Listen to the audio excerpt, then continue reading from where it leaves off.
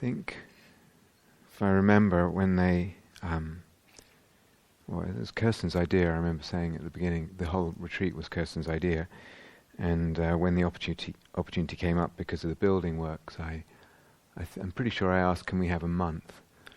And for whatever reasons, they said, well, this is what we got, just over 3 weeks. So I feel a little bit like, I don't know how you feel, desperate to go home, but get out of here. But in a way, I feel like I'm sort of rushing at the end and running out of time and not quite having the time to say certain things. I certainly wish very much that I had had more opportunity to meet with you individually, interviews and things and Q&As and things. But like I said at the beginning, there's a lot of in many ways just the fact of this retreat has been a miracle. The fact that the conditions came together to allow this. So we're doing the best we can, and that's good. So a little bit rushed, and I'm partly wondering how you're doing with, especially these later talks, when I'm not really talking at the level. I'm not really talking about your playgrounds anymore, your learning edge playgrounds. How are you doing? How do they land? It's, as I said, in our modern or postmodern society, whatever you want to see that, it's completely okay if this kind of stuff, like these deep mystical states and and these kind of openings, it's really okay. And I really feel this way as well. Genuinely feel so. It's really okay if you're not interested, and that's a perfectly valid sort of relationship to have with it. Of course, some people will be absolutely very interested and fascinated and drawn and allured, etc. But it's really okay if one isn't. Someone might be, or some people might be thinking, I don't feel interested now, but it's probably because of my psychological dukkha, or whatever it is. Once I've got over that, then I'll be interested, I imagine. It may be the case. I would kind of tend to more guess that if you're not interested anyway, you're not going to be interested. So, if one isn't interested in this kind of thing, one will never probably be interested. It's not like a certain amount of healing has to happen or psychological clearing of the path, and then one will get interested. So these things are interesting to some people and really passionately, almost interesting to some people, and not so much to others.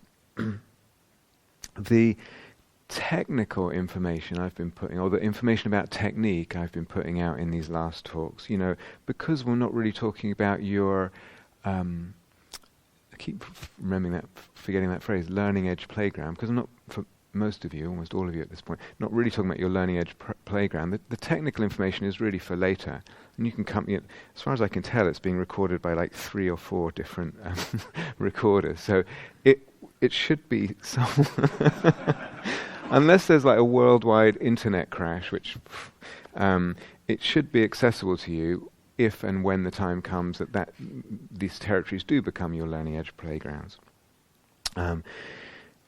But the big picture stuff and the conceptual framework stuff will also be very relevant then when you come to this stuff. And it's absolutely relevant now. So the big picture stuff and the conceptual framework stuff is not stuff that you have to write down. In a way, it makes more sense for you to write as you're taking notes, to take notes on the bigger picture conceptual framework stuff than on the little tricks of getting into from the 7th to the 8th jhana. I mean, you're obviously welcome to write whatever you want. But again, I just so much emphasis on the big, understanding the big picture and the conceptual framework. That's relevant now. What's also relevant is when we've dipped into talking several times or drawn in to the conversation and the teachings, the reflections on desire and the inquiry into desire and the inquiry into intention and the relationship with what is it to keep my intention on something that I desire, and how am I with desire, and what happens with me with desire. Those things will be relevant then when you're working on the 8th jhana or whatever it is, but they're relevant now. And as I said, these things, big picture, conceptual framework, desire and intention, these things are, if you like, more fundamental than can I move from this jhana to that jhana. But sometimes we kind of, human beings have a habit of listening with the wrong set of priorities, or the wrong, not quite a developed sense of actually what's most important. I've said all this before. Understanding the big picture, understanding the conceptual framework is actually rare. It's very rare, and I've said that before. So yesterday we talked about the realm of neither perception or non-perception, and today I would like to talk about what's beyond that, the unfabricated, the deathless, the asankata, or what is asankata Dhamma, the sankata is related to the sankhara, usually gets translated as conditions or conditioned. Sankata is to be conditioned or fabricated, so the unfabricated, the unconditioned. Now, all this business about we're being quite rushed that's not the end of the story to me. Opening to realizing the unconditioned, the unfabricated, absolutely wonderful and important as that is not the end of the story. For some people it is, or for some maps of the Dharma it is. But even that is becoming actually quite rare in the Dharma world. Even any kind of importance given to this, I don't even know the word for it, the realm of the unfabricated or the unfabricated, this complete fading. That's actually getting rarer and rarer in a lot of Dharma worlds. I think in the insight meditation world certainly. But in my book, it's extremely important, extremely touching, beautiful, liberating. But it's kind of like half the story, if you like. And the other half has to do with emptiness, which goes even deeper than the unfabricated. Now, unfabricated is important for emptiness, but emptiness in its full understanding goes even deeper. I have written about and explained all this elsewhere a lot, and I'm not gonna do it again today. It's in this business about going beyond the unfabricated is in Seeing That Frees, in the chapters kind of leading up to and then after the bits about the unfabricated, in a lot of detail, in a lot of practical detail and also conceptual detail.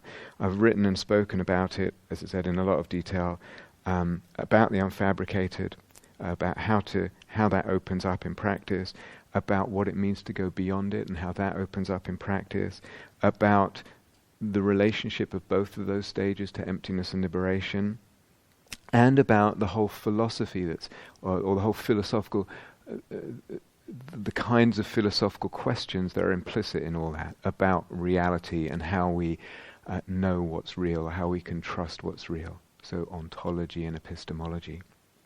I've, as I said, written and talked about it a lot in where you'd expect to find it, in the Seeing That Frees, a book about emptiness, and talks about emptiness, etc. But there's also a lot of that material and a lot of different approaches and even further kind of elaborations of that material in talks about soul-making, in soul-making Dharma talks, because it's actually woven into all that and has a lot of implications philosophically for all that territory.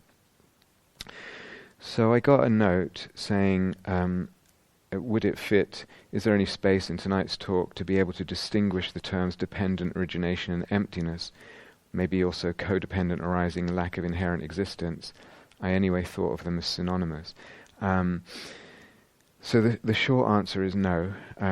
Unfortunately, there isn't quite enough time. I can say something very brief now, but it is all in that material. It's all there.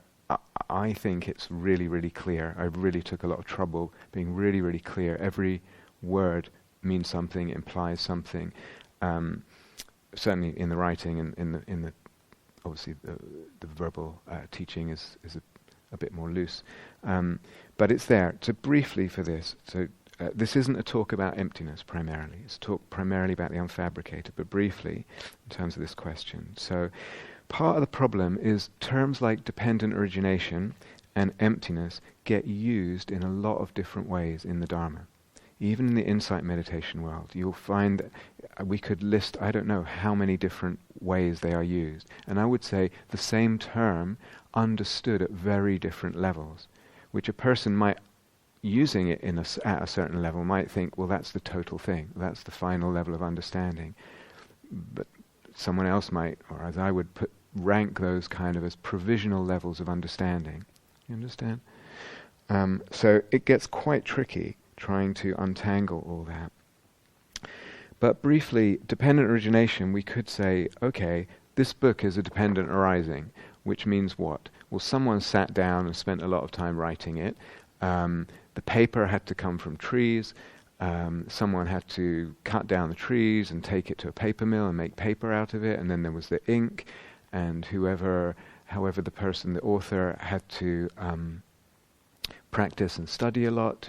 All these are, the book arose dependently on all those conditions. Yeah? Understand that? Yeah? Okay, that's all really, really important and lovely and can give a nice sense of interconnectedness with everything. But it won't do that much for liberation. Okay? So the primary emphasis I put on understanding dependent origination is dependent on the mind, dependent on the way of looking. So we've seen this when we talked about working with pain on this retreat. Here's the pain, it is a pain. It seems to, I'll weave in the other word, it seems to inherently exist. It just exists, it is what it is. It's a pain and it hurts. When I find I play with perception, I look at it in a different way, I find that, it's become a pleasure, it's become piti. It does not exist inherently as pain, okay? It doesn't exist from its own side, the Tibetans say. It's dependent, it dependently arises, it dependently originates. Primarily, the most important thing for liberation, I would emphasize, it dependently originates on the way of looking in the moment. Do you understand? Yes? Okay, so that's, we could say much, much more about these terms. Codependent arising is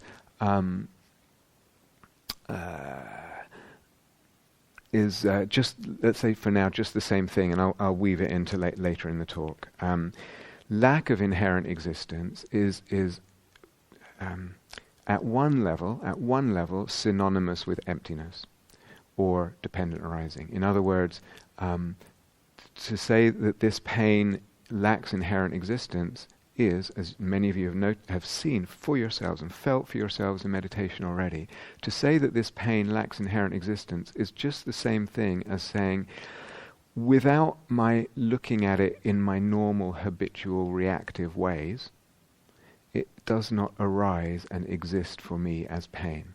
Yes, it lacks inherent existence. Yeah, or to say, lacks an independent existence. Yes, okay. And that's just the same thing as saying it's empty, and it's just the same thing as it arises dependent on the way of looking. Yeah? So, very brief answer for that. Is that okay? Yes? Okie dokie. So that in order that you don't get quite confused, or rather more confused than you may already be, you should probably know that this way, as I'm about to talk today, and the way that's written about and talked about other times, this way of talking about the unfabricated, and this way of talking about the fabricated, and this whole idea of insight ways of looking, being ways of looking, ways of relating in the moment that reduce clinging, and through reducing clinging, fabricate less, and the implication from that a thing is therefore empty to a certain extent, and a dependent arising, and with the implications about its reality. All of that, the way I'm talking about unfabricated, fabricated, insight ways of looking, clinging, unfabricating, emptiness, dependent origination, and the implications for reality, all of that together is rare in the Dharma world. It's not like you can just expect it to mesh neatly or nicely with other things that you will read and hear. So I'm just saying that. I'm not saying it's better or worse, or you're welcome to prefer whatever you prefer or make more sense, or just that if you approaching something else with the idea, well, they must be saying the same thing, you're liable to just get very confused. That's all. And then completely up to you to gravitate to what you gravitate to, explore what you feel drawn to explore, etc., etc. But if you know that from the start, then you won't just kind of be trying to mesh things together which actually don't really mesh that well. So it's rare in the Dharma, this way of talking about these things and this way of explaining things. And it's very rare, the whole conceptual framework that ties it all together, certainly with the soul making, but even all that tied together. And as I said, the understanding is very rare.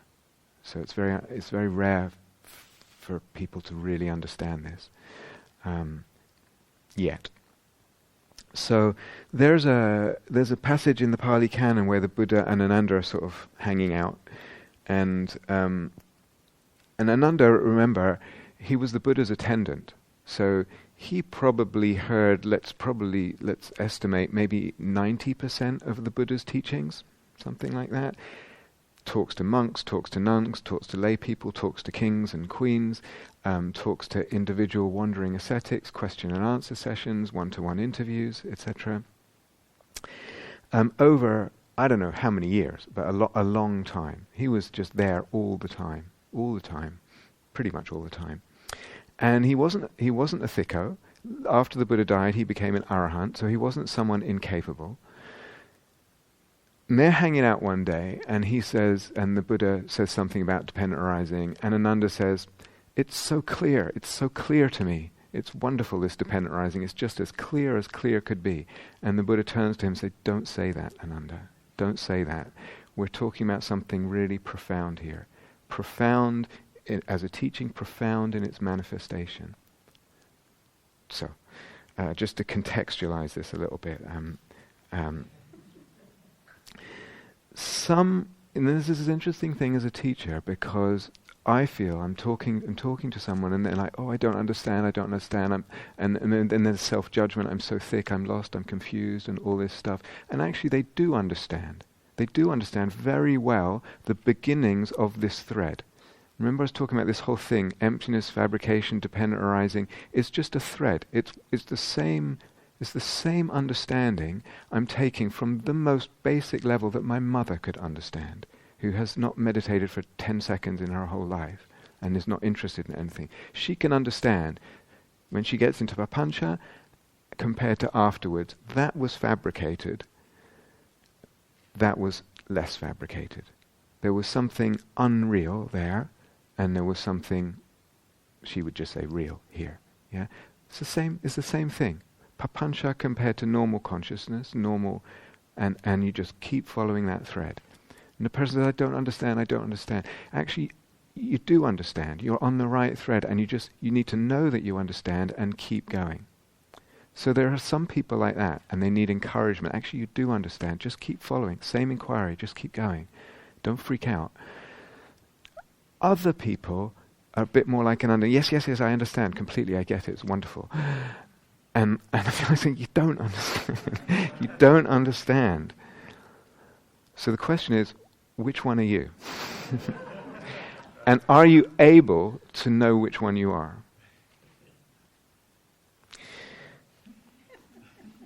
So, again, put this in a little context. I would say one doesn't understand dependent arising and emptiness and all this business unless one understands that what dependently arises does not arise.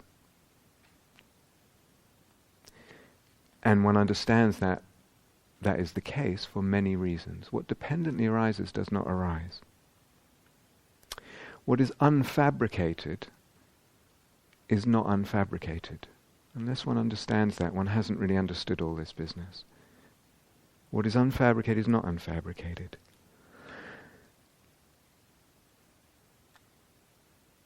Where, unless one has also understood that when we talk about this fabrication business and ways of looking, we're not talking about, yes, it's because the brain processes things like this, or these are the neural circuits, and etc. Because we're not talking about something based in materialism or physicalism. Brains, neurons, neurotransmitter molecules and atoms, they are empty too. Neither are we talking about the kind of complement in philosophy from materialism, mentalism. Everything is projected by the mind. The mind is somehow real, and everything is projected by the mind. So unless one understands all that, one doesn't really fully yet understand this dependent arising business. Unless one understands why there is no trauma. There is no trauma. But we can respect and care for trauma and heal it. But there is no trauma. Unless one understands why there are no ways of looking. But at the same time it's impossible to exist even for a moment without a way of looking. But there are no ways of looking.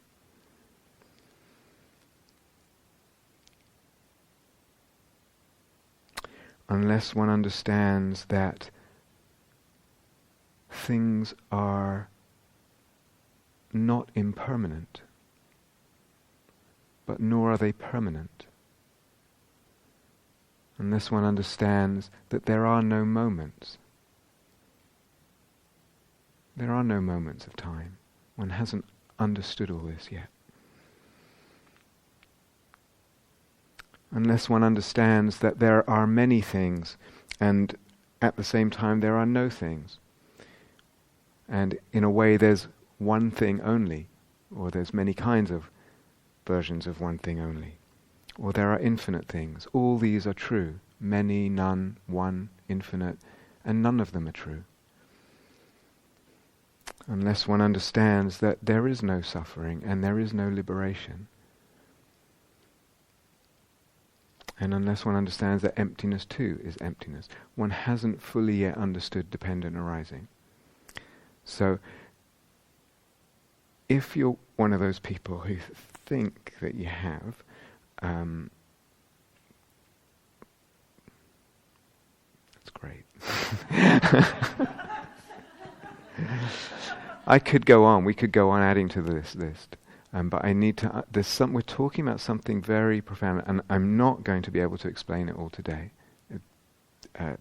Everything there, if you really read and listen and practice, obviously, it should actually all completely make sense in the heart through practice. So, this talk, I'm not going to go into the whole emptiness thing. We don't have time. In a way, it's only half of what I said. I'm just going to talk about to the unfabricated a little bit, and it's only really a little of what's really a huge area and profound area of understanding and practice. I'm really going to talk about the jhanas and in relationship to the unfabricated. And one more thing, we're not. Some of you are a bit new to this fabrication and fading thing, so we should be clear. One isn't going to understand this business about fading and dependent arising and emptiness without practicing what I call insight ways of looking. Okay, one is not going to understand that without really practicing those insight ways of looking like a lot and getting into them and really grappling with that and letting the beauty of that open up. So jhanas are really not the best way to understand fading and emptiness. They're really not the best way to understand fading and emptiness. However, emptiness and fading is part of the best way to understand the jhanas.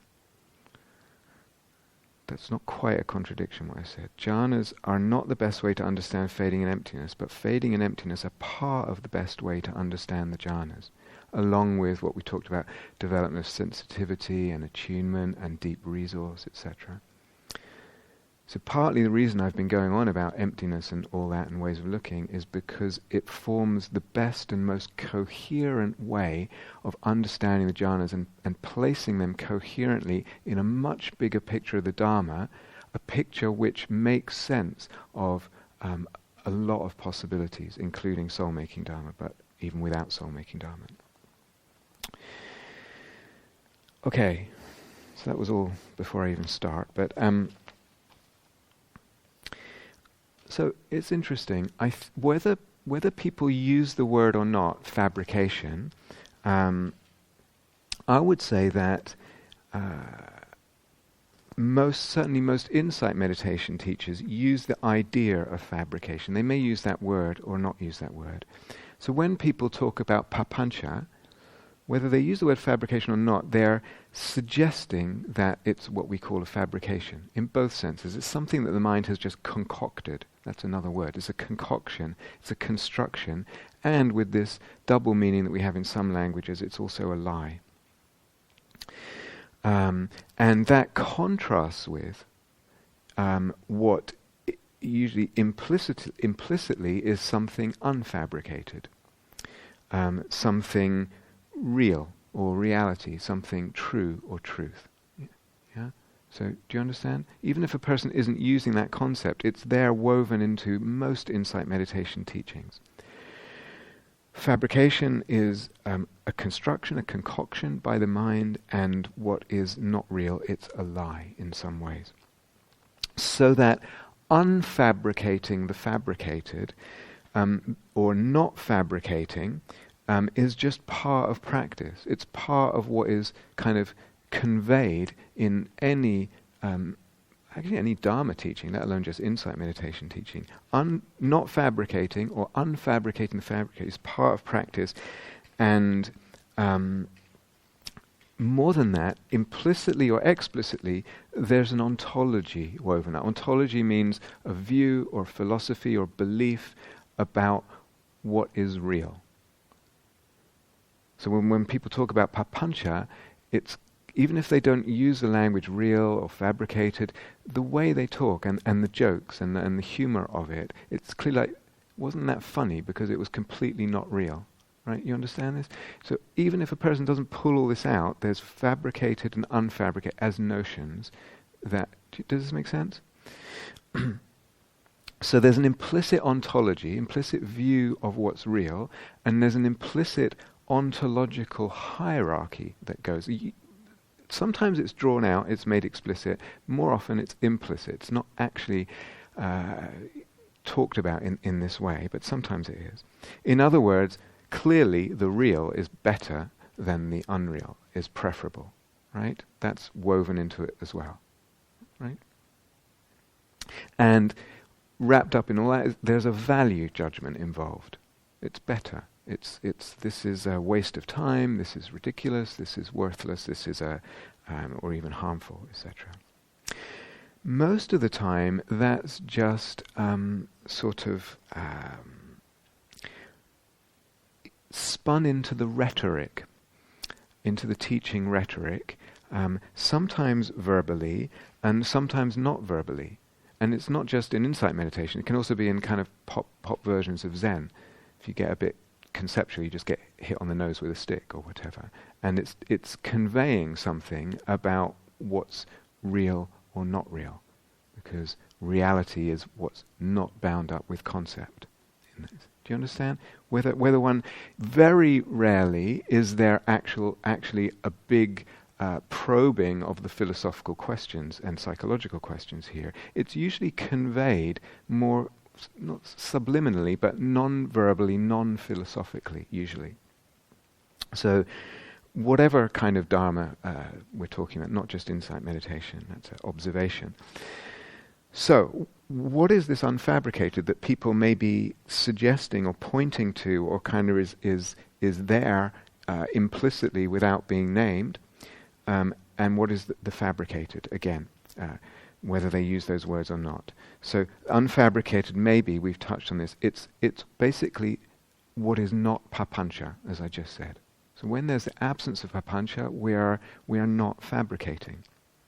Or mindfulness reveals what is not fabricated. Mindfulness, less story, less view, less reaction, less conceptual sort of involvement, and that mindfulness or bare attention reveals the unfabricated, even if one doesn't use that language. It cuts fabrication. Does this make sense? Yes. Or you may have heard someone say, that's not an emotion, don't get so, it's just some sensations. Really, it's just some sensations in the chest. And again, there's the really, the ontological question, the hierarchizing, all that. Or all there really is not really self and story. All there really is the process of the five aggregates in time, including those sensations arising and passing in the chest area, whatever. Or this vast primordial impersonal awareness is regarded as what's real, and the whole concepts or stories of self is regarded as not real. So whatever language one uses, there is this kind of, as we said, this something that's fabricated, something that's not fabricated, some ontological distinction and hierarchy there, and a value judgments woven in with all that.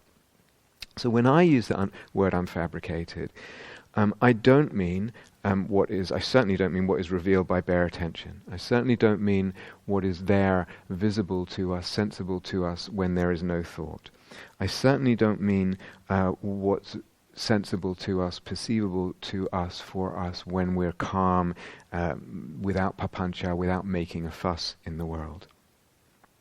More, I would say, it's what appears or what opens when there is no intention whatsoever and no conception whatsoever. I could also say no perception whatsoever. But I have to explain those words because I don't mean by conception thought. So when I say non-conceptual, I mean much, much more than non-thinking. So concept to me is a much deeper and subtler thing, much more deeply woven into consciousness, and I'll come back to that hopefully in this talk. And when I say no intention, I certainly don't mean, or I mean much more than I'm just sitting here being, I'm just being right now, or I'm not doing, or I'm not making any effort, or I have no plans, or anything like that. I mean something much, much more, again, subtle than that. Much more deeply intricated, if that's even a word, into consciousness and how consciousness works. I'll come back to that later. But let's go back to what I said before. There is, in whatever Dharma we're teaching, there is woven into this some kind of idea of the fabricated and the unfabricated, with all these ontological hierarchies and judgments. The question is, where are we limiting the process of unfabricating? So for all these dharmas, there is a practice that involves unfabricating. Do you understand? And the question is, where are we limiting that? Where are we limiting this practice of unfabricating? Where are we drawing the line and saying, that's it now, done, I've done with fabrication, or that was a moment of unfabricating? Where are we limiting it, and why are we limiting it there, or here, or wherever we are? Where and why? And why not leave it as an open question? So these are real questions. In other words, what answer? Someone needs to come up with a really good answer for these questions, I would say. So I'm meaning something quite different by the unfabricated, and we'll return to those questions at the end. I think they're very, very important. But there are lots of texts.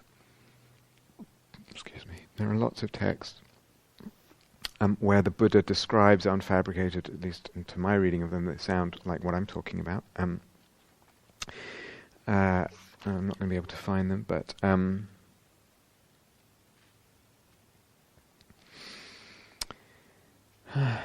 see. Well, there are texts where, I'm not going to hunt for it right now, but there are texts where the Buddha's describing a state where all perception has ceased. So not even what we were talking about yesterday, the neither perception or non-perception. All perception of a subject, all perception of any kind of object, not even nothingness, not even a state of neither perception or non-perception, all sense of time, all space, not even a present moment, all of that not there. And there are many texts in the Pali Canon. Some is interesting. A while ago, I don't know whether it's still the case. Some people would say, oh, there's only one place in the Pali Canon where the Buddha talks about such a thing. And it's not true. There are many, many places, and they're all different. It's not the same little passage getting reprinted. It's lots of different texts pointing to the same experience. I should find one. Let's see. We're just a little bit patient.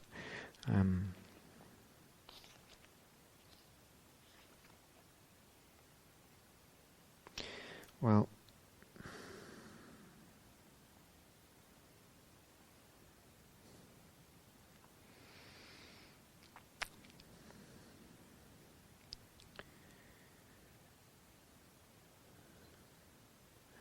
okay, this one will have to do for now. That sphere should be understood, should be known. That dimension, that ayatana should be known, that realm should be known, where the I ceases and perceptions of forms fades away. There's no sight, no visual objects. That sphere should be known where the ear ceases and the perception of sounds fades away.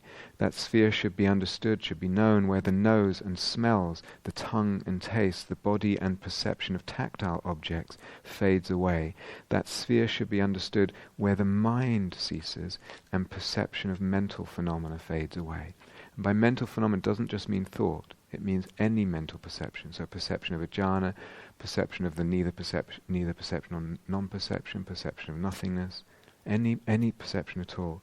So talking about something completely beyond perception of matter, completely beyond any kind of measurement, completely beyond any kind of perception, any subject, any object, any sense of time, even a present moment. No space, no nothing.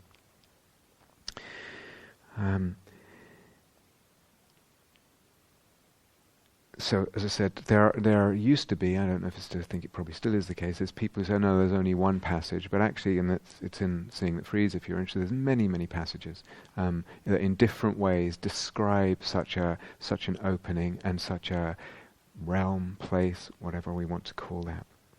And some people really don't like that, and some people really oppose such a teaching. That's always quite interesting to me.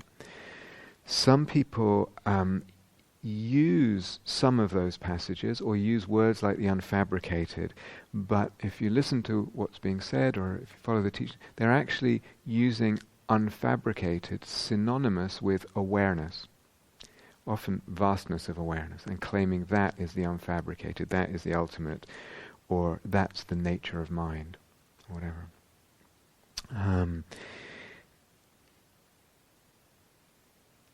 Occasionally, but very occasionally, someone, it's rarely, it's usually people who haven't been practicing that long, certainly not teachers, I never heard a teacher say this, but occasionally, again, someone construes the unfabricated as just things as they are, as seen or as sensed, as revealed with bare attention or mindfulness. So sometimes people use either parts of these quotes or the word unfabricated, but in quite different ways. So very briefly, we're talking about if yesterday's language, stretched language to the limit, here it's really gone beyond the pale. The Buddha sometimes talks in positive language here. There is, as I said, something of that passage we just read. This should be known. That dimension should be known. It's as if it's a something that should be known. And there's another passage I'll read where he says, here, with regard to earth, the perception of earth has disappeared. With regard to liquid, the perception of liquid has disappeared. With regard to fire, the perception of fire has disappeared. With regard to wind, the perception of wind has disappeared. In other words, with regard to materiality, that was the physics in their days. With regard to materiality, the perception of materiality has disappeared. With regard to the realm of infinite space, the perception of the realm of infinite space has disappeared. With regard to the sphere of infinite consciousness, the perception of the sphere of infinite consciousness has disappeared. With regard to the sphere of nothingness, the perception of the sphere of nothingness has disappeared. With regard to the sphere of neither perception or non-perception, the perception of the sphere of neither perception or non-perception has disappeared. With regard to this world, the perception of this world has disappeared. With regard to the next world, the perception of the next world has disappeared. Whatever is seen, heard, sensed, cognized, attained, sought after, or explored by the mind, the perception of that has disappeared. Absorbed in this way, samadhified in this way, one is absorbed, dependent neither on earth, liquid, fire, wind, dependent neither on perception of materiality, nor on the sphere of infinite space, the sphere of infinite consciousness, the sphere of nothingness, the sphere of neither perception or non-perception, this world, the next world, nor on what is seen, heard, sensed, cognized, attained, sought after, or explored by the mind, and yet one is absorbed. And to this one, absorbed in this way, all the gods pay homage, even from afar. Homage to you, they say, you of whom we don't even know what it is that you are absorbed, dependent on. So it's something so beyond, and these gods are gods with very, very refined, subtle perception. It's gone even beyond that. The point I want to make, though, is the Buddha's talking about it in sort of positive language. It's a something that we can perceive in a way. Other times, he talks about it. So it's a something. It's as if it's an object that the mind can know. The mind knows this object, as if in that language. Other times, he talks about it as if it's a subject, as if it's consciousness released. And there was that analogy I talked about yesterday of the sunlight not landing anywhere. It's completely released. And so in those terms, talking about it in subjective terms, if you like, he talks about what remains with the cessation of the 6 sense consciousnesses: smell, sight, smell, taste, touch, hearing, smelling. The 5 senses and mental consciousness. When that all stops, the cessation of the 6 sense consciousnesses and their respective objects of knowledge, smells, sights, taste, etc., thoughts or anything perceivable in the mind, what remains is consciousness without attribute, without end, luminous all around. Here, water, earth, fire and air, materiality, have no footing. Here, long and short, subtle and gross, pleasant and unpleasant, all kinds of discrimination or measurement or relativisms. And nama-rupa. Nama-rupa is perception, attention, contact, feeling, and body, awareness. All are destroyed. With the cessation of consciousness, i.e. those 6 sense consciousnesses, here each of these is destroyed. The first phrase there, consciousness without attribute, the Pali is actually vijnanam anidasanam, and actually a better translation, I think, is nidasa is to point to something or to show something, and so it's consciousness that does not point to anything. Again, does not land, as we were talking about yesterday. So it's a consciousness completely released from any kind of object. So there he's talking of this unfabricated as in a kind of subjective terms, as a kind of awareness beyond any kind of sense of awareness that we might have. Because awareness, even if it's, remember the 6 jhanas, awareness aware of itself. Here it's not even that. It's not awareness aware of It's not awareness aware of itself. It's not awareness aware of nothingness. It's not neither perception nor non-perception. It's gone beyond. It's totally released. So sometimes he talks about it as a kind of object. Sometimes he talks about it as a kind of subject. But often he just says, he talks in negative terms, or in the Western theological traditions, apophatic terms, or the via negativa. You can't say this, you can't say that. Nothing, no attribute you say about it will be true. And the Buddha says, where all phenomena are removed, where there's this complete fading of all phenomena, all ways of speaking are removed as well. All possibility of speaking about it is removed as well.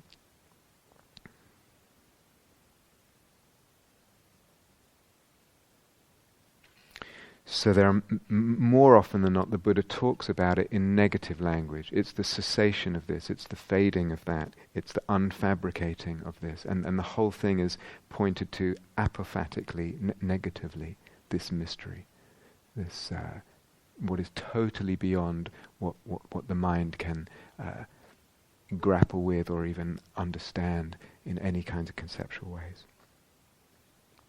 So this experience, this opening, this realization is possible for us as meditators. I'm absolutely not saying it's easy, but it is totally possible. We're still left with other interesting philosophical questions, though. And one teacher said, I wasn't there, I heard it secondhand, but he said, well, you can't go from meditative experiences to epistemology and ontology, meaning just because you've had a meditative experience, it doesn't mean that what you've experienced in your meditation is anything real, or is anything that you should trust in any way. Do you understand? Just because you've had a nice meditation experience, it doesn't prove anything about anything. You just had a nice experience, so what? Do you understand this? I'm not going to say. I think it's an important point.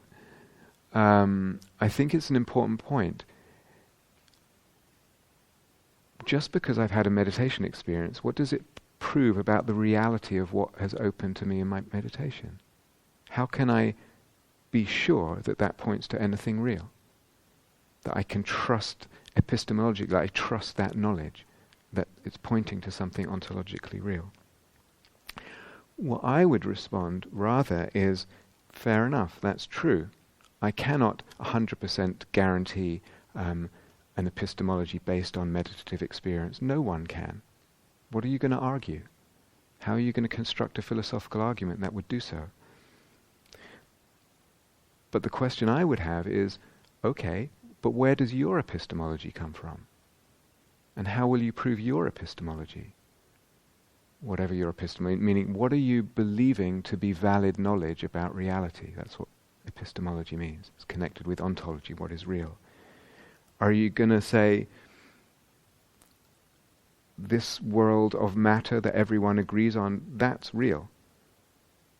You still have to prove that. And just, you just need to pick up a few books on physics in the 20th century and begin asking, what do you mean by matter? And the whole question starts to or the whole assumption that matter is something real starts to get very, very shaky indeed. So matter, we understand matter now post the scientific revolution. We understand matter as Descartes and Newton understood it. Most people on the street, let's say.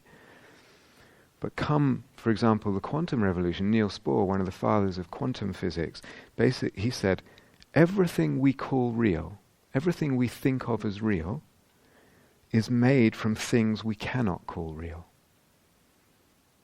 This is what quantum physics seems to have shown us. So if I ask this person who says you cannot go from meditation experience to epistemology and ontology, claims about reality, I would just say, well, what is your epistemology? And if they say something like, I believe in the reality of matter, I say, what do you mean by matter? And have you really gone into whether that's real or not in the way that you think? Or is your epistemology, is your idea of what is real and what's trustable as knowledge, is it just socially agreed upon views? Well, it seems like most people in my society agree on this view, therefore it must be right. Because our society is very smart and we make all the right choices, right? You guys haven't read the news recently, has it? Or is it just the most common view that I choose as my idea of what most people believe? Or if it's Descartes again, that was a long time ago, and Western philosophy has really moved on. There's like quite sophisticated, profound critiques of Descartes, this idea of there's mind and there's matter, or whatever. So I wouldn't disagree with this person who says you can't just automatically, unquestionably jump from a wonderful meditation experience that you've really enjoyed to claims of ontology and epistemology. But I would just turn it around and say, okay, well, where is yours coming from? What are we going to do? And some people say, all that talk about epistemology and ontology, which I've talked a lot about in recent years, we don't do that anymore. That's quite a popular view in modern philosophy as well, modern Western philosophy, with the post-metaphysical, we don't do metaphysics kind of thing. Actually, it's impossible. It's impossible to live in the world and be in the world without some view, some belief about what is real and what is not real, and what constitutes valid knowledge or valid judgment about that. It's impossible to be a person and function in the world and make choices, even walk from here to tea time or go to the toilet without some ontological, epistemological view going on. Nowhere near any kind of philosophy or whatever. So there's always some epistemology, some epistemological position, view, etc. It's unavoidable, and similarly with ontology, with claims about reality. That's really, really interesting. Okay, so it's a very complicated area, and we cannot. I think if you really, really care about all this stuff, you cannot get away from such questions.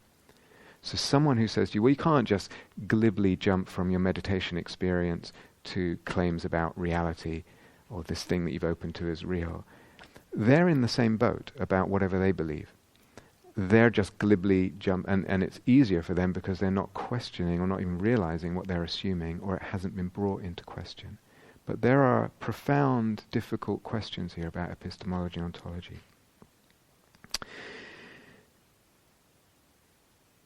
What is the reality status of this unfabricated that we might open to a meditation? Okay. What is the reality status of all this?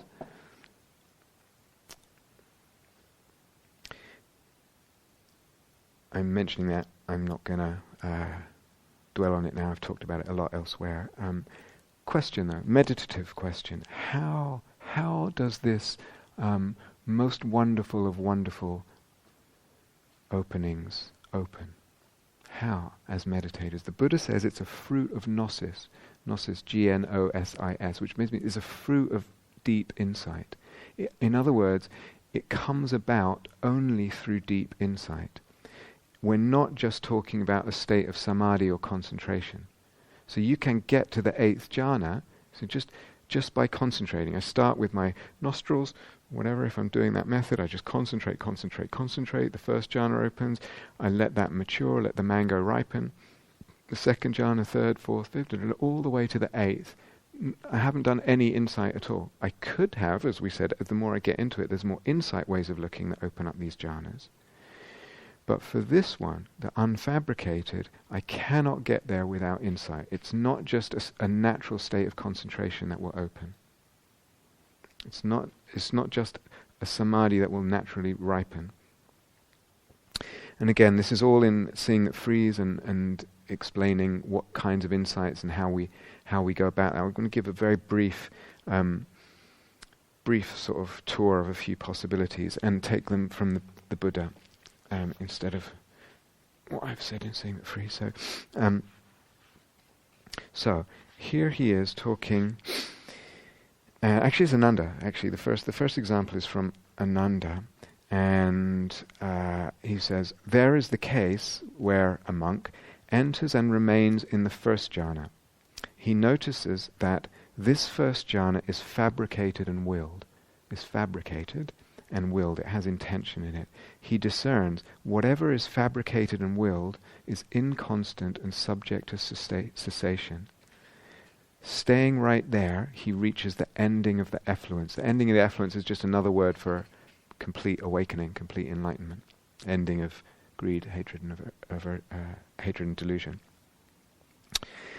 Or if not, then through passion and delight for this very phenomenon of insight, in other words, one is kind of clinging to one's insight, and from the total ending of the first 5 fetters, in other words, the experience, the letting go of through seeing that it's fabricated, the first jhana, takes this person to the second highest level of awakening. But they're still clinging to the insight, and that's keeping them from full awakening.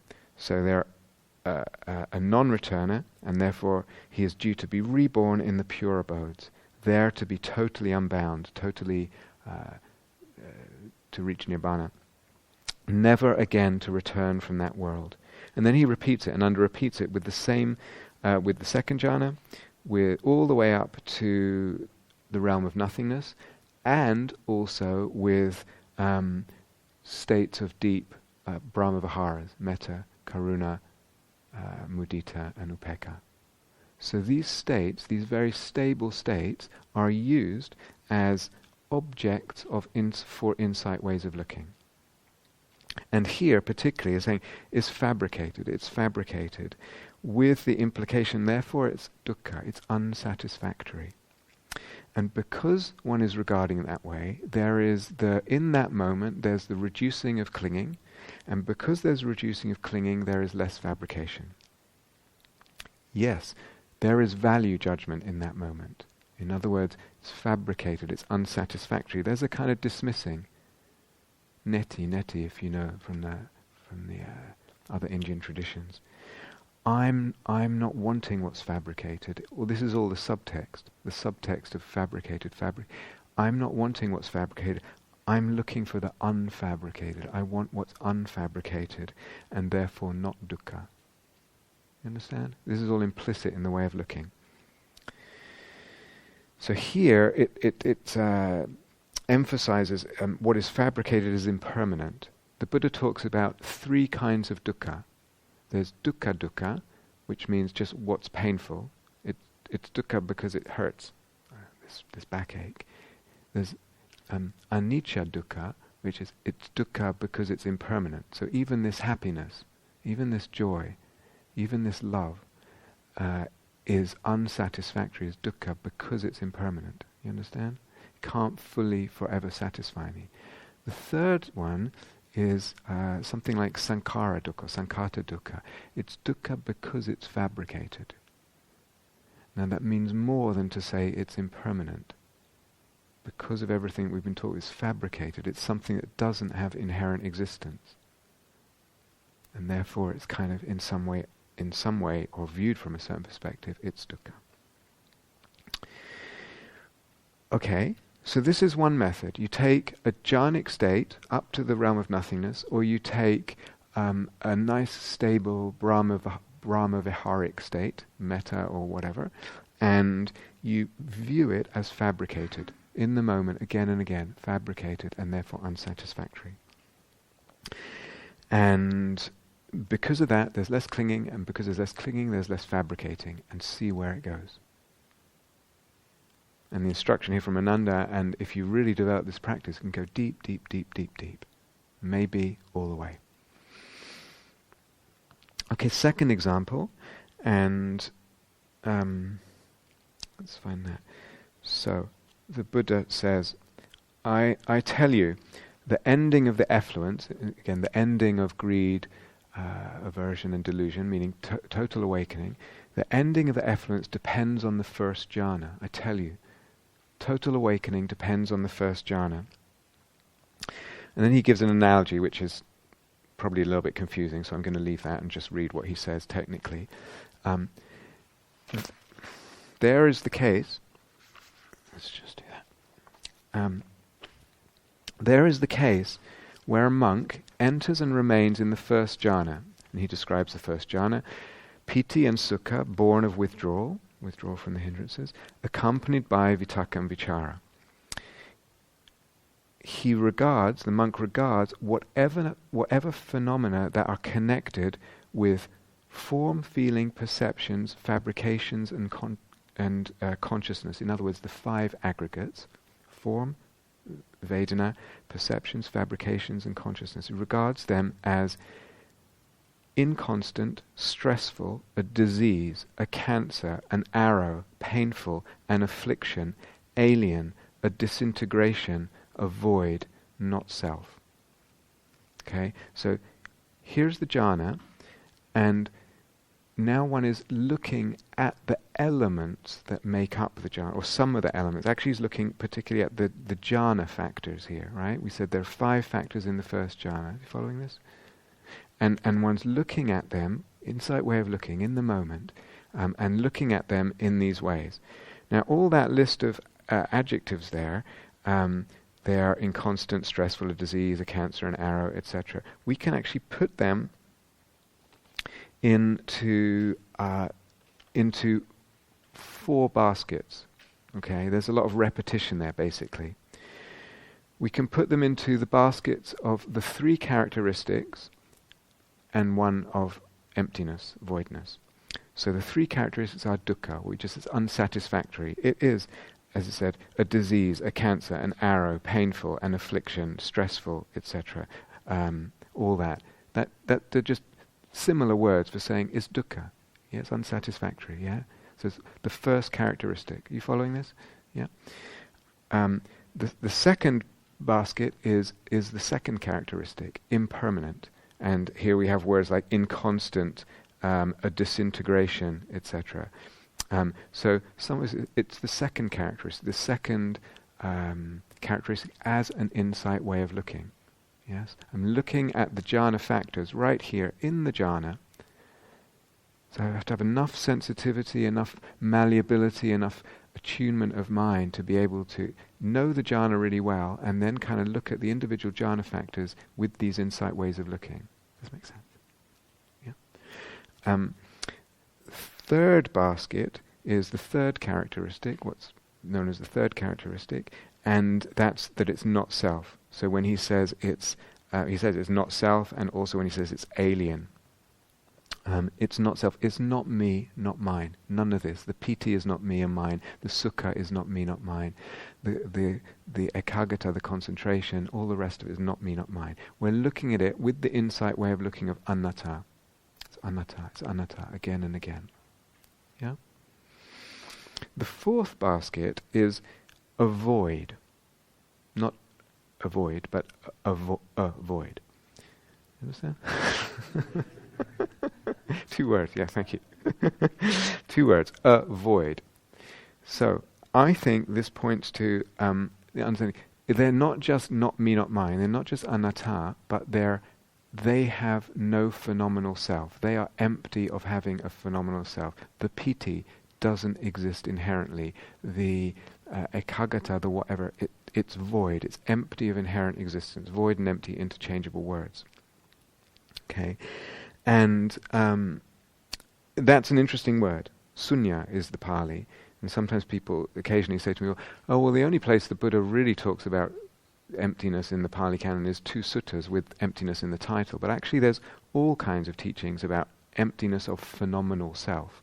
Not just this anatta, not me, not mine, emptiness of the personal self. There's all kinds of teachings about emptiness of phenomenal self in the Pali Canon, and different ways the Buddha uses the word empty. And so here's one. They're a void. They're an emptiness. So there's 4 ways of looking there. The 3 characteristics: unsatisfactory, dukkha; impermanent, anicca; not me, not mine, anatta; and void or empty, shunya. Sunya in Pali. The jhanas form really good because they're stable objects. Partly what it means, jhana partly can be, the etymology can be, I think I said, traced to a candle that burns steadily. So because of the steadiness of a jhana, remember it's our 2 S's in the middle of sasi, because of the steadiness, they actually form really good objects on which to practice these insight ways of looking. Yeah. Also because they're clear, the chitta in a jhana is clear and subtle and malleable.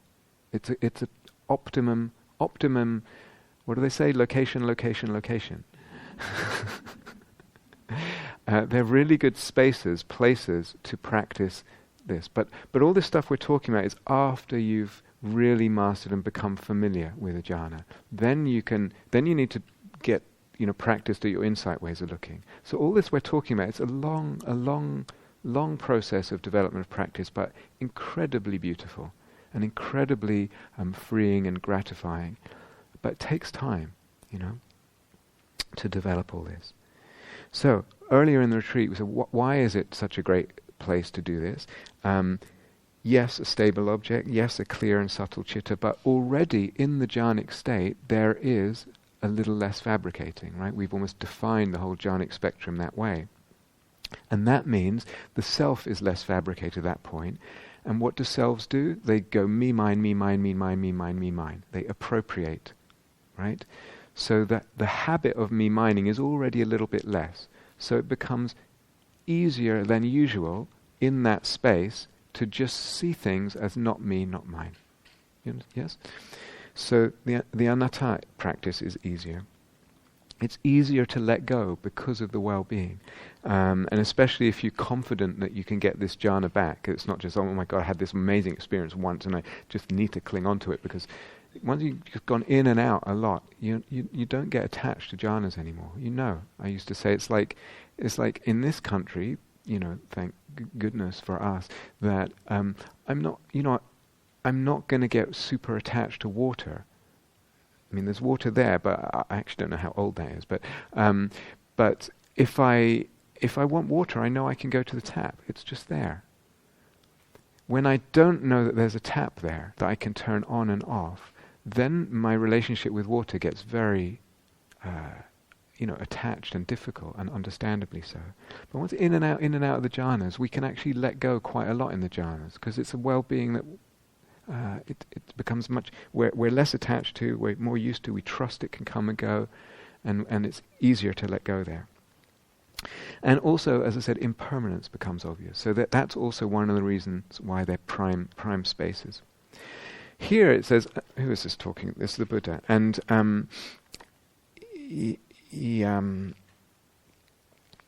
he's talking about. So I tell you, the ending of the efforts depends on the first jhana, and then he goes right through all the other jhanas up to the nothingness. Okay, but I would say probably it will get easier with the third jhana, just because there's much more stillness there. And what we're talking about at this level is really something that takes quite a lot of stillness and spaciousness and kind of subtlety. And if there's too much sort of piti bouncing off the walls and kind of making things turbulent, this kind of thing can get a little more difficult.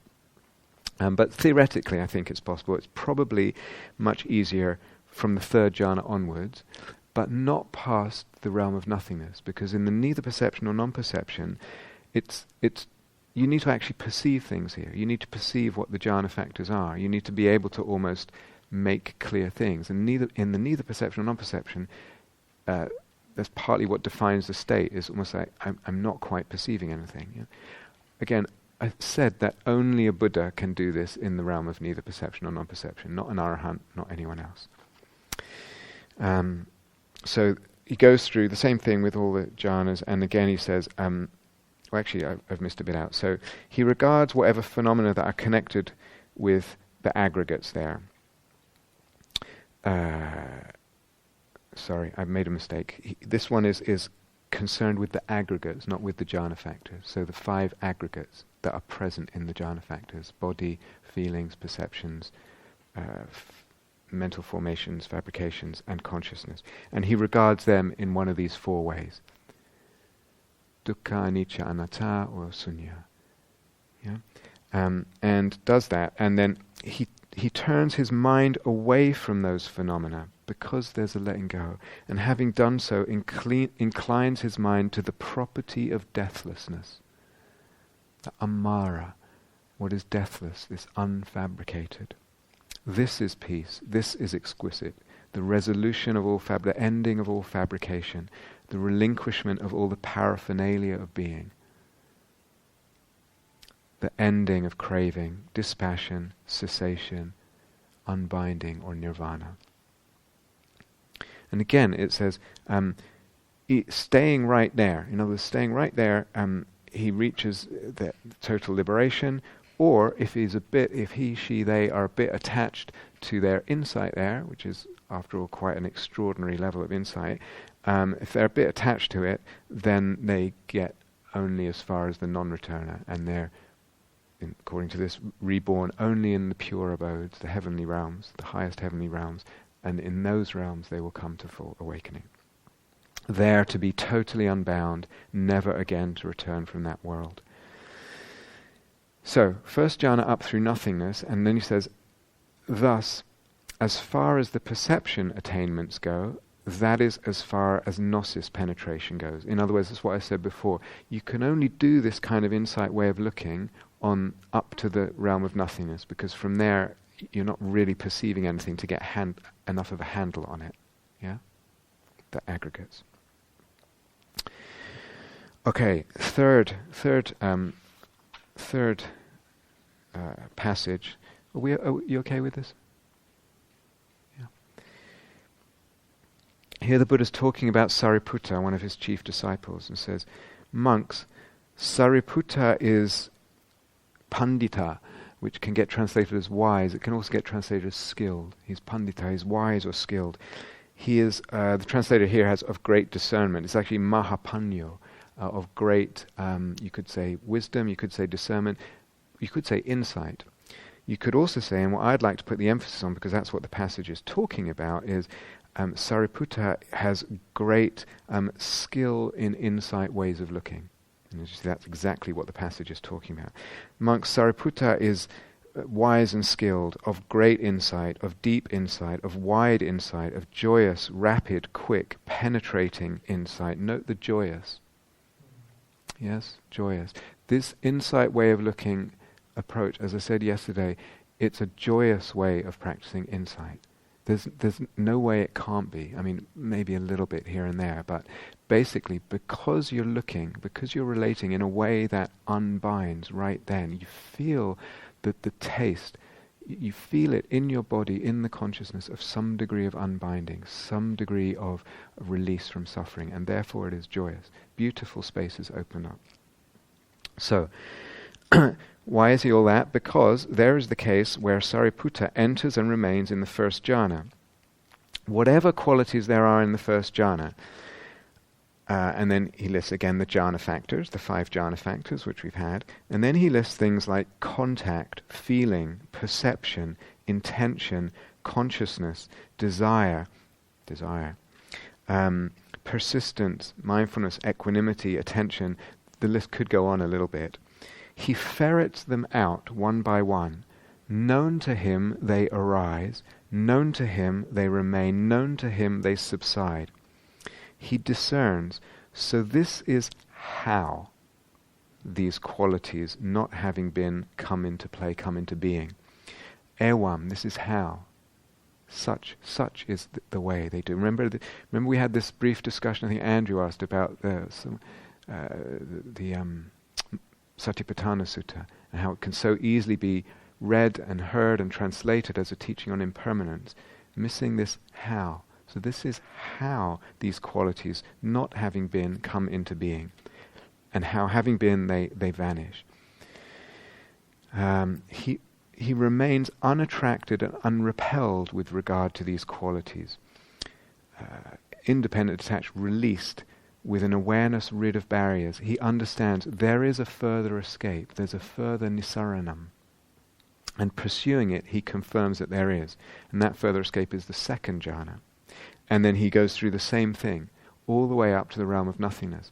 Here's a jhana, what makes up this jhana? So sometimes when we're practicing jhana, we for the most part want to not differentiate, not deconstruct it, want to see it as one homogeneous yumminess, and I just throwing myself into that vat of homogeneous chocolate yumminess. Yes, that's how we want to relate to it. I don't want to be deconstructing it, seeing its gaps and impermanence. I don't want to be deconstructing it in terms of its constituent elements, unless I'm doing that so I can work on one of them, like my, I have to switch the analogy now, like my wattle and door building has got a bit of a hole in it, and I need to sort of focus on that bit and kind of push it back or bring a... You understand? I'm not deconstructing it unless it's, if I've got a samadhi intention, unless it's for the sake of shoring it up for the samadhi.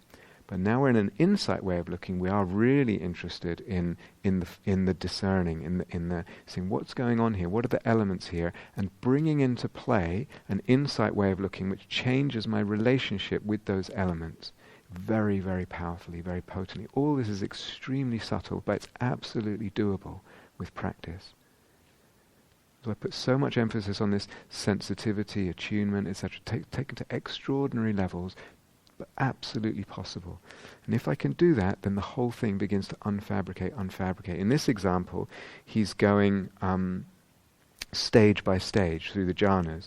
I think I said the other day, what might happen is a bit like an elevator shaft. Sometimes the elevator will just go poof, and you're just at a floor, or in the area of a certain floor, somehow, somewhere around the 7th jhana, whatever it is. Sometimes it goes all the way.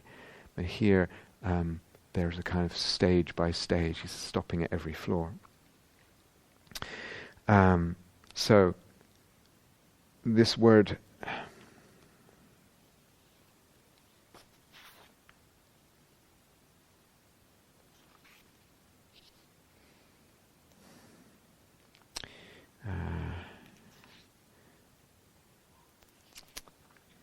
this word void, I've already explained that. There's many ways of understanding emptiness, as we said in response to the question on the note earlier. So we can understand, if I'm looking at a jhana factor, or something like attention, or even the intention to pay attention, or something like Vedana, or something like consciousness, there's many ways to understand its voidness, its emptiness. So in other words, there's many possible subtexts if I'm using that way of looking, empty.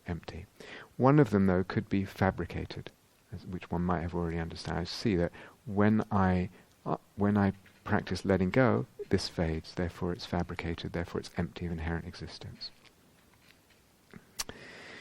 But the key thing is here, as we said, it's the how something arises, how these elements arise, and not just the jhana itself, but the actual elements. How is it that consciousness arises? How is it that consciousness fades? How is it that a sense of contact, or a perception, which remember means experience, or appearance, or phenomenon, how is it that it arises, and how does it fade? So, that's a very, very, this is the deepest level of dependent arising. And as I said, dependent arising is a teaching you can take on many different levels. At a certain level, it begins to deconstruct, which is why I could say at the beginning, what dependently arises does not actually arise. At the deepest level of understanding dependent arising, what dependently arises does not arise. But there's a whole range of levels. At the deepest level, where it kind of still just about makes sense to talk about arising. Let's see if I can explain this very briefly. It's in Seeing That Free is in quite careful detail, but it's a very deep meditative state. We don't even need to put a jhana name on it, just somewhere in that territory where there's a lot of fading. No sense of my story, no sense of my personality and all my neuroses and the big complex me. There's just the simplest possible self. What might be the simplest possible self? Yeah, just a sense of consciousness. Just a sense of consciousness. No story, no personality, just an awareness. Just subject in the barest, most basic sense. Everything's faded, and that's all that's left. And with that, all that's left is, let's say, a very, very simple object. Now, it could be the realm of nothingness. It could be something in that territory. Some very, very empty state in terms of object, or what's being fabricated there as an object. Subject, at its most basic level, we might say, object at its most basic level, we might say, and there's a third element that goes with these, that always goes with these. No subject, no object, no object, no subject, but they need a third element to stand together, to construct something. Time. And what time doesn't mean, oh yes, I remember when my, or what I'm going to do after the retreat. No, completely beyond all that. It means just a sense of the present moment. Just a sense of a present moment.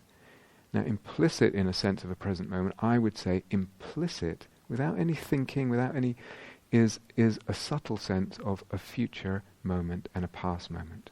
It goes with our sense of time. So this is the most basic tripod.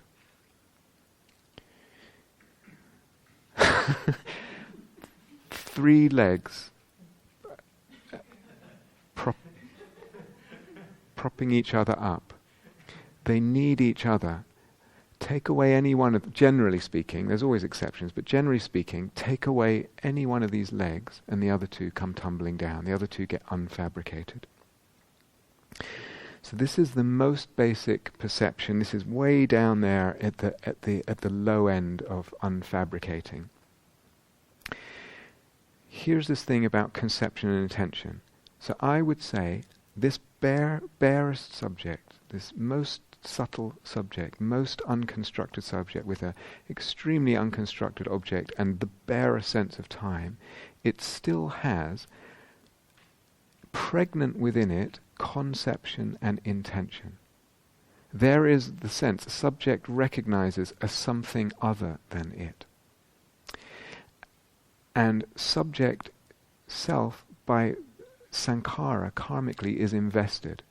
My big story, none of that. There's an investment. This subject, this thinnest subject, is invested in some way or another with this object.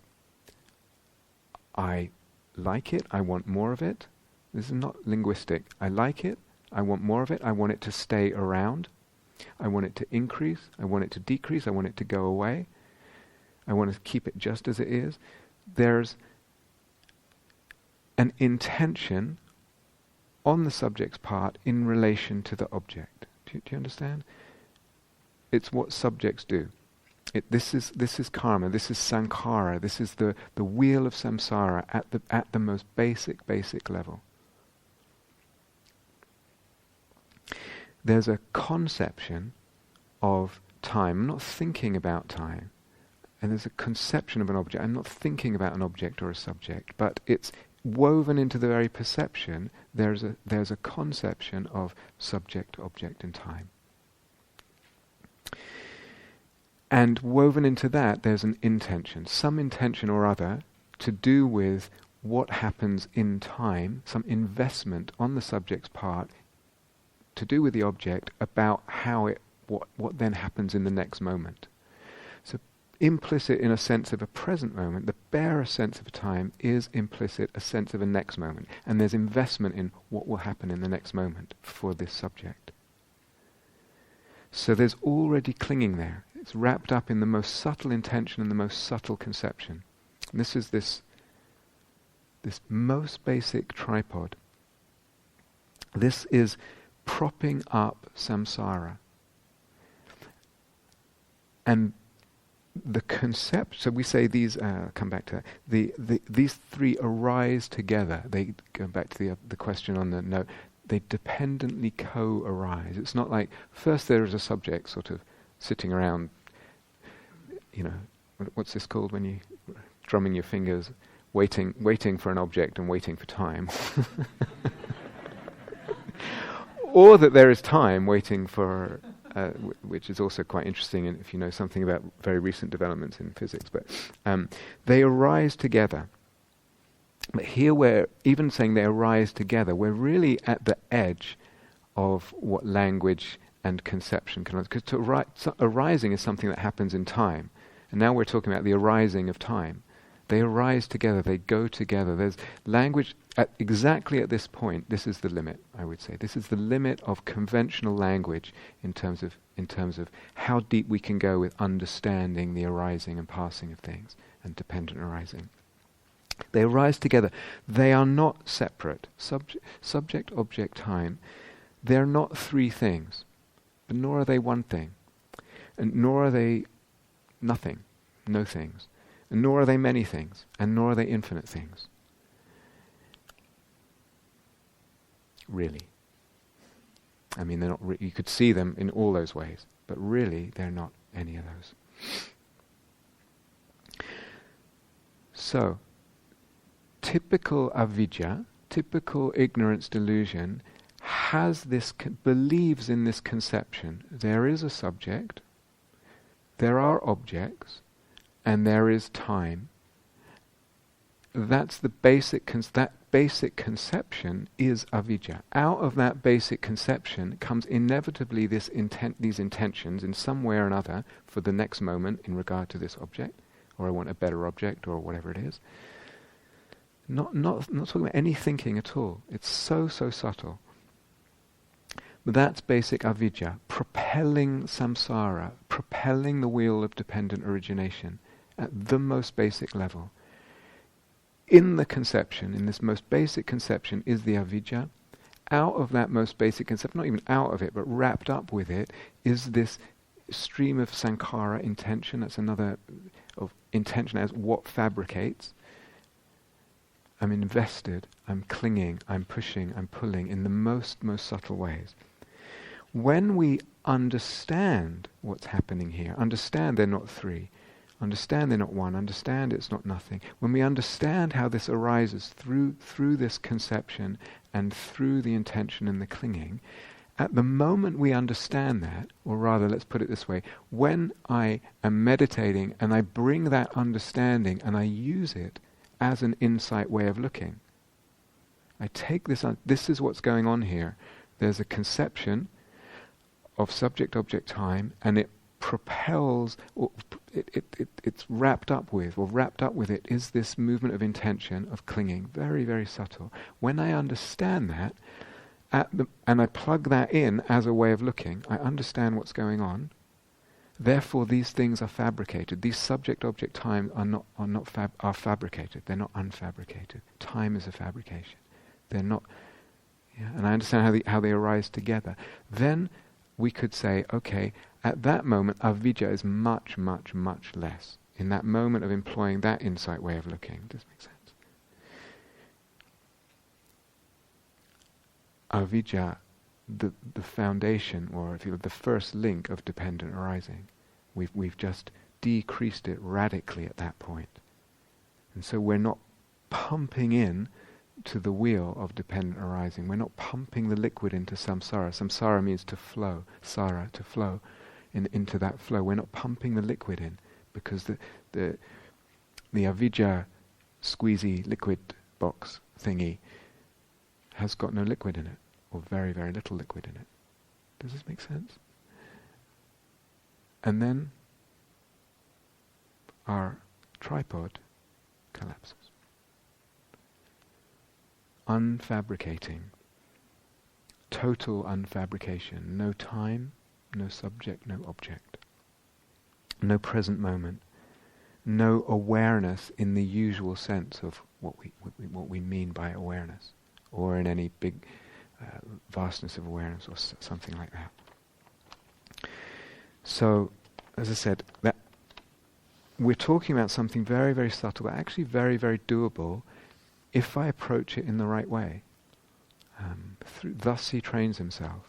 And that's probably takes a while, but it's really, really possible. So the Buddha said, I'm paraphrasing, he probably said it much more elegantly, but it's something like, no matter how long your legs are and how long you walk for, you'll never reach the end of the world. No matter how long, even if you lived forever, you'd never reach the end of the world. But without reaching the end of the world, you won't know liberation. without reaching the end of the world, you won't know liberation. So he's talking about this, the end of the world. There's other places he defines the world as basically the six senses, what appears in the six senses, including the mind. So you could say, philosophically speaking, all this has relevance as what we might call a phenomenological approach, a radical phenomenological approach in philosophical language. And yet it's still the case that a person might go through all this business and open to the unfabricated as an experience, and yet not take it or decide not to take it as implying anything at all with regard to the world. It only implies something about the mind's relationship with the world and the world of experience. So that then they maybe conclude that I experience the unfabricated and therefore there's no rebirth because I've severed my infatuation and my ties and my clinging with the world. There's no rebirth in the world. And from that kind of understanding we do get a very, it's possible to get a very dualistic, there's the unfabricated and there's the world. And not much more is understood about the world from that viewpoint. So one could view it that way.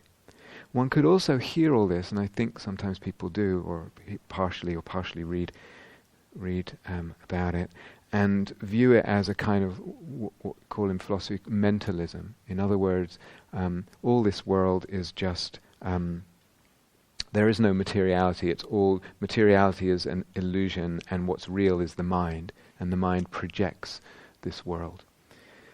But we're going beyond that. I mean, there's lots of critiques, like I said, that partial understanding. It's the mind, awareness, consciousness, and all the elements of the mind that make up the mind too. They are empty too. One can come to see that they are empty too. All of them, all the world and the mind and the elements of the mind, all this, they're like, Sariputta gives a analogy of two, I think it's sheaves of corn or wheat or something, like in a field after the farmers do their harvesting, they might prop two sheaves of wheat leaning on each other.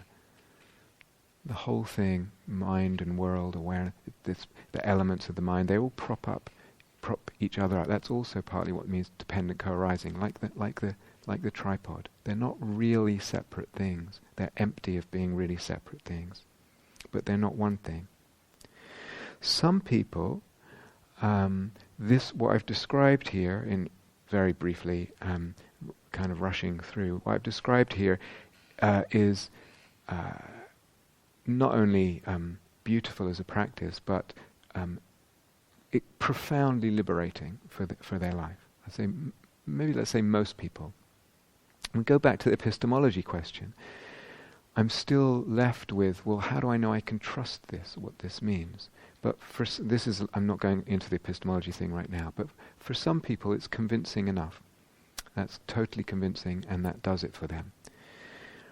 There will be people who don't like this approach for different reasons, or just would find, when they hear about it, they just don't find it convincing.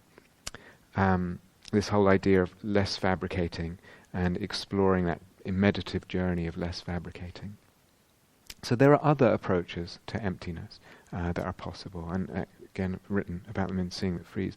They're what I call analytical meditations, or what are called analytical meditations. Very different from this business about insight ways of looking at fabrication.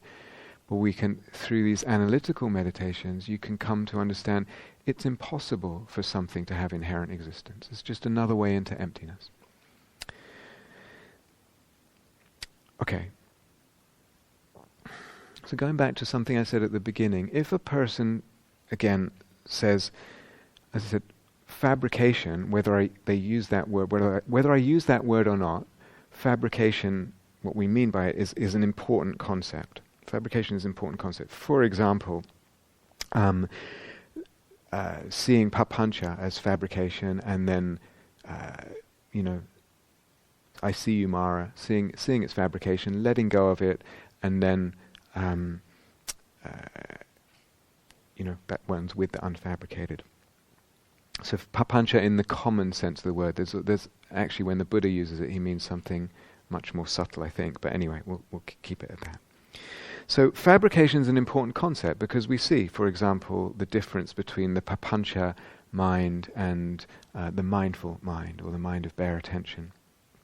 So fabrication is an important concept, but I'm not really interested in all this mystical, deep talk of the unfabricated, etc. Or, yeah, but that's all irrelevant to life.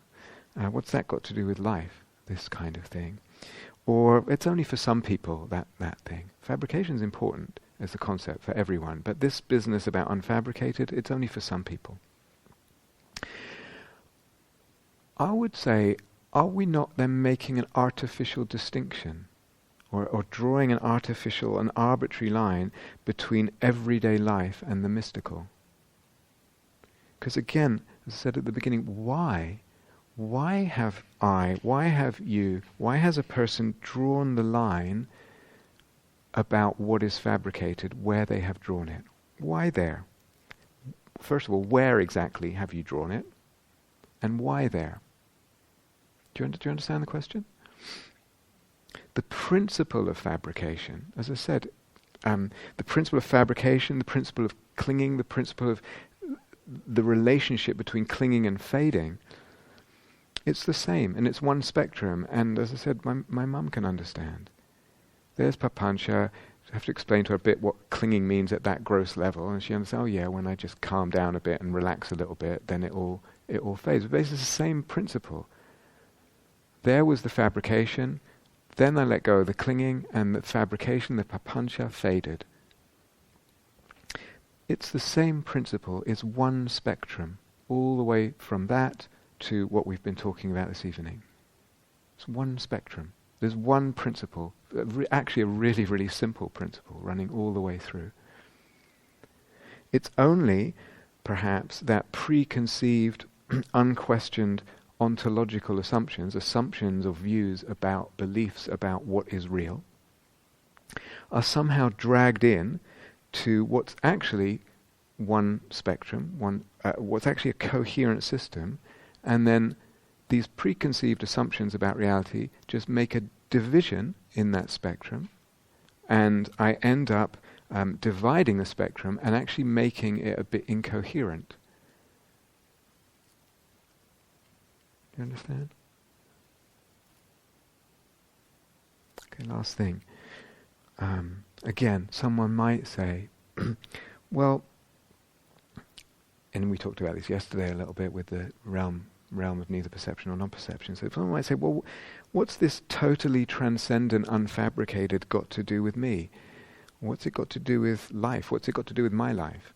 It's so transcendent, so removed. Life is contact. Life is experiences. Remember, that's what perceptions mean. Life is the senses and what comes to us in the senses. Life is emotions, it's heart, it's story, it's self. And even if it's not self, it's at least the flow of the aggregates. Right? That's life. What's this got to do with life? What's it got to do with me? Why should I be interested in this?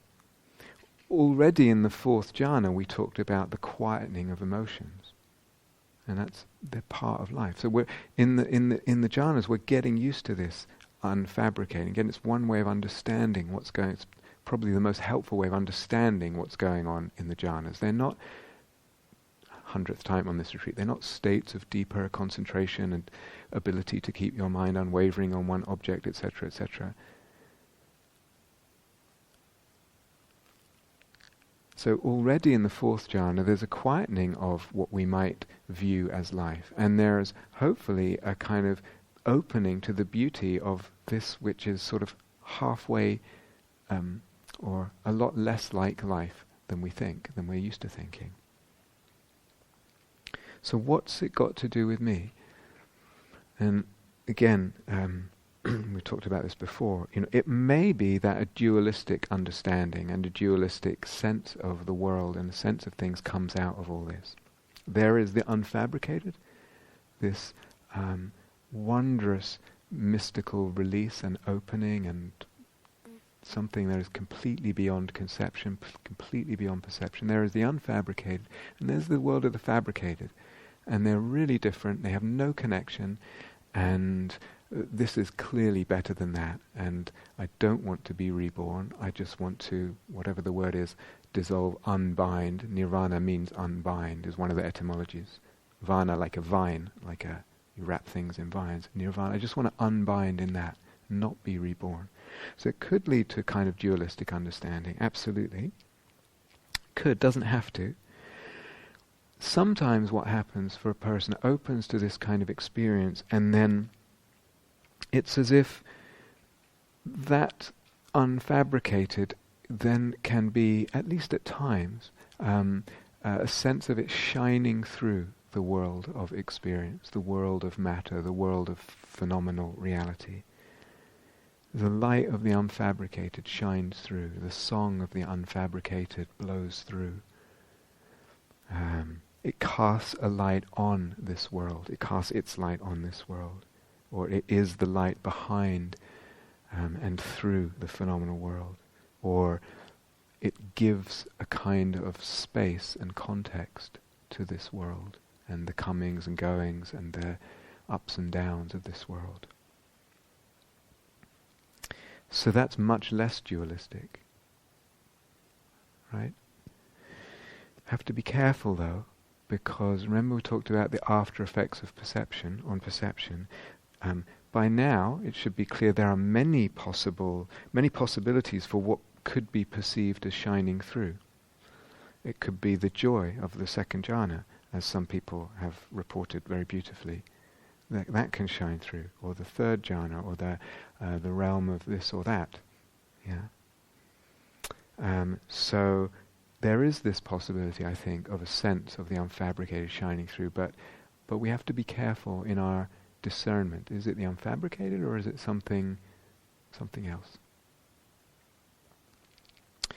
But a third possibility is, again, what I've touched on before, and I think we talked about it yesterday. Again, it's like through all this, I go further. I go further than the unfabricated. I don't stop there, wondrous as that is. And I go further in my understanding of emptiness and dependent arising.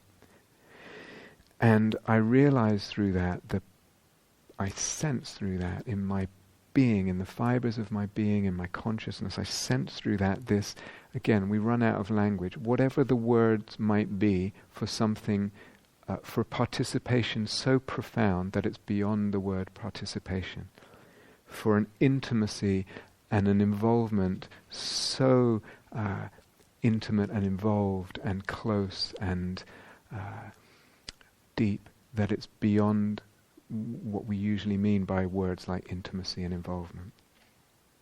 Participation, intimacy, involvement in the mystery of things, in the mystery and the magic of appearances. And then there's sacredness everywhere, there's holiness everywhere, there's this beauty of emptiness everywhere, without any duality. So people take this different ways, but there are possibilities here, different possibilities.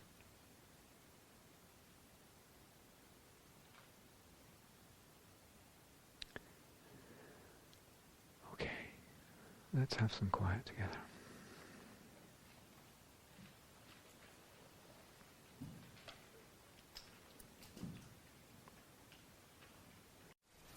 Thank you for listening. To learn how you can support the teachers and Dharma Seed,